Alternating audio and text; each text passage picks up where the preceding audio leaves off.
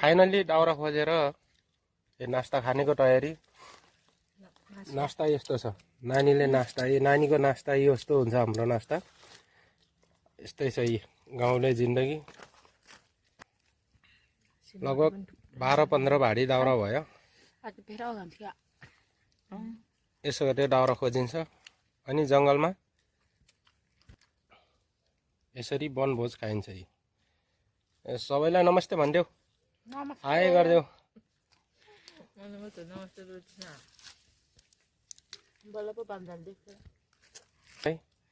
वनमा आइयो, अब 2 बजे छ समथिङ, अहिले 2 बज्न लागेछ है। नानीहरूले नास्ता खानको तयारी गर्दैछ। आजको दाउरा भारी, आजको मेहनत यति हो, जम्मा 15 भारी भएको छ मेरो खोजेर। अब नास्ता खान तयारी गरेको। नास्ता यस्तो हुन्छ, यी झुम्रीहरू यस्तो छ। काम गर्ने नानीहरू, गाउँको नानीहरू यस्तै हुन्छ।